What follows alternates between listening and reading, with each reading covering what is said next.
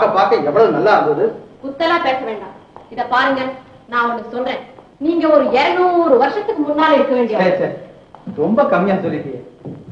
ஆடை இல்லாத ஒரு காலம் இருந்தது பாரு, அந்த அநாகரிக காலத்துல இருந்தா தான் இதெல்லாம் ரசிக்க முடியும். ரிஷிகளை விட மோசம் நீங்க. அம்மா, உனக்கு ஒன்று சொல்றேன்.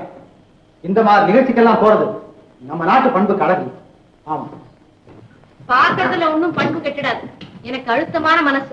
அது சரி, ஆனா பழக்க வழக்கம் தான் யாரையும் பாழாது. மறுபடியும் சொல்றேன், எனக்கு எந்த சபல புத்தியும் கிடையாது.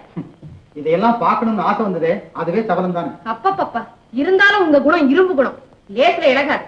உங்ககிட்ட வம்பு பேசுறதை விட அந்த டான்ஸ்ல இருந்த கலை நுணுக்கத்தை எண்ணி பாக்குறது எவ்வளவோ மேலும். Good night. Good night. எண்ணத்துக்கு எண்ணம் எவ்வளவு பெரிய இடைவெளி.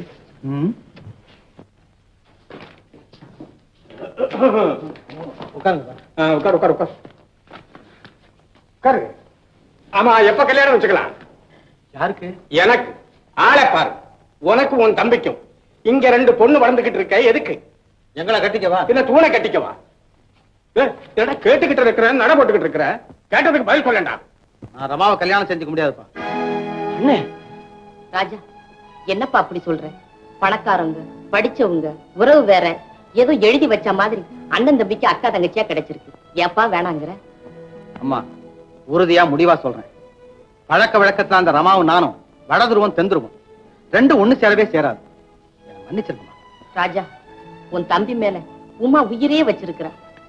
இவனும் அப்படித்தான். இதையெல்லாம் யோசனை பண்ணாம பேசுறியப்பா. பாலு, இப்படி வா. வாடா அப்படி. ஏண்டா அழுற? நான் ஏதாவது சொல்லி பயப்படுறியா? என் குணம் உனக்கு தெரியுமில்ல? உன் சந்தோஷம் தாண்டா என் சந்தோஷம். மனப்பூர்வமா சொல்றேன். நீ உமாவை கல்யாணம் பண்ணி. அப்பா, தம்பி கல்யாணத்தை பத்தி பேசி உடனே முடிவு செய்யுங்க. எரும கிராம